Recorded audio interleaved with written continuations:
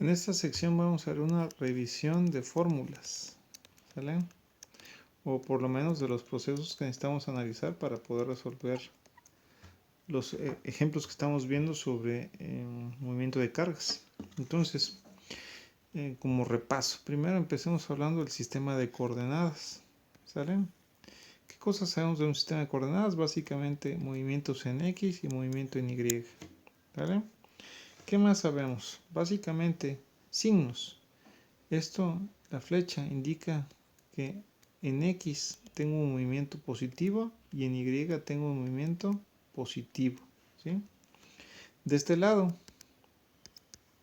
ya estoy del otro lado de X, por lo tanto el movimiento es negativo y del lado de Y es positivo.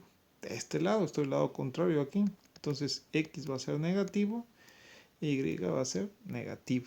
Y de este lado, X positivo e Y negativo. Entonces tengo los pares de signos que integran cada uno de los movimientos. Ahora hablemos de ángulos. ¿Sí? Tenemos valores para cada movimiento. Entonces tenemos que acá son, vamos a corregir esto, acá tenemos básicamente los 0 grados, 90 grados, 180 grados, 270 grados y 360 grados. Esto sería un giro completo. Entonces, ¿qué es lo que tenemos que aprender? Cuando yo encuentre componentes con ambos signos positivos, quiere decir que yo le tengo que agregar nada o 0 grados. Si la X es negativa, quiere decir que me encuentro del lado izquierdo. Entonces de este lado le voy a sumar 180 grados, ¿sí? Y si la X es positiva, pero la Y es negativa, entonces le voy a agregar 360 grados al ángulo que esté determinando en ese ejercicio en particular, ¿sí? Esto es lo que tiene que ver con signos y direcciones. ¿Qué otra cosa tenemos que saber?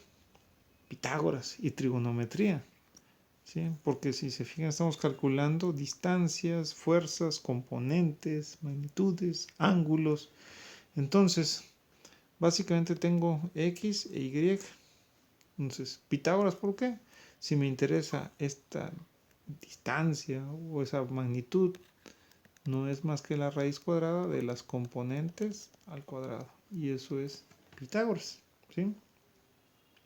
Sin embargo, si es el ángulo, para el ángulo tenemos diferentes casos. Por ejemplo, en trigonometría, lo que es coseno del ángulo es la componente en X sobre la hipotenusa. Seno es la componente Y sobre la hipotenusa. Y la tangente es la componente en Y sobre la componente en X. De hecho, esta es la que hemos estado utilizando en ejercicios previos. ¿Qué más tenemos que saber de esto? Básicamente, de esta última, si queremos calcular el ángulo, entonces lo que aplicamos es la tangente inversa de la componente en Y sobre la componente X, y con eso hemos estado encontrando el ángulo.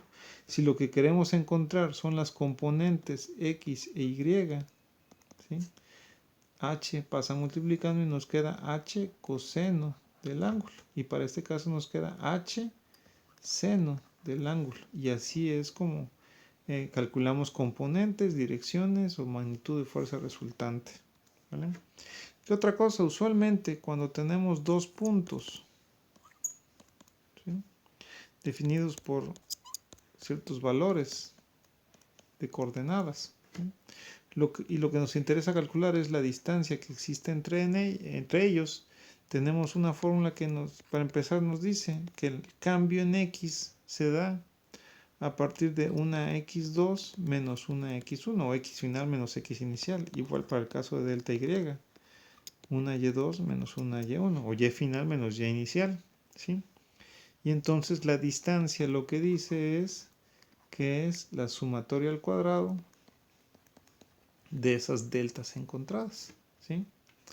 Aquí lo que sí vamos a tener en cuenta es ciertas cuestiones de signos. ¿Qué es esto? Hablemos ahora sí de cargas. Esta es la que nos interesa, ¿sale? Y aquí tengo otra carga y es positiva. Entonces el movimiento es de repulsión, ¿sí? Cuando tengamos ese caso, esta va a ser la final y esta la inicial, de tal forma que nos va a quedar que delta x es x final menos x inicial, o de igual forma esto, ¿sí? Y delta y es y final menos y inicial, ¿sí? Pero, ¿qué pasa? Esta es la misma carga que estamos analizando, pero ahora es negativa la otra, la que está acá. Entonces, esta es una fuerza de atracción, ¿sí? Entonces, ahora nuestra x final es esta, ¿sí? Y esta viene siendo nuestra x inicial, ¿sí? Entonces, ojo, si son signos iguales, la x final va a ser la carga que nos interesa analizar, ¿sí? Si son cargas diferentes, la x final va a ser la carga que provoca el movimiento de la carga que nos interesa analizar, ¿sí? Entonces, eso es, lo vamos a retomar más adelante. Por último, también tenemos, no siempre van a ser triángulos rectángulos, ¿sí? Entonces, en este caso, debemos recurrir a fórmulas matemáticas como ley de senos o ley de cosenos, ¿sí? Entonces, gamma, beta. ¿Cómo es esto? Básicamente, tenemos la ley de senos, lo que indica es que es un lado y el ángulo que esté frente a él, seno de beta, ¿sí? Esto es igual a un lado y el ángulo que esté frente a él. Por lo tanto, el último que nos queda es C sobre seno de gamma, ¿sale? Entonces, ¿de aquí qué se deriva? Si yo lo que quiero encontrar es un lado, por ejemplo, C, y tengo A y beta, entonces C va a quedar como A seno de gamma sobre seno de beta, ¿sí? Si lo que quiero encontrar es un ángulo, por ejemplo, alfa, ¿sí? Entonces esto pasaría a este lado, este pasa dividiendo y me queda B sobre A. Voy a poner un poquito más a la derecha, porque el seno se va a ver con un seno inverso, ¿sí? Entonces era B sobre A y todo multiplicado por seno de beta. Y ahí tienen el uso que tiene la ley de senos, ¿sí? Si ahora me voy a ley de cosenos, igual otro triángulo, ya quedamos entonces que es A, B y C. Tengo a alfa, gamma y tengo a beta. Entonces, ahora, ¿cómo es esto? Básicamente, ley de cosenos lo que dice es que si yo lo que tengo son dos lados y el ángulo que forman entre sí, puedo encontrar el otro lado. Es decir, B es igual a la raíz cuadrada de esos dos lados al cuadrado menos dos veces esos dos lados coseno del ángulo que formen entre sí.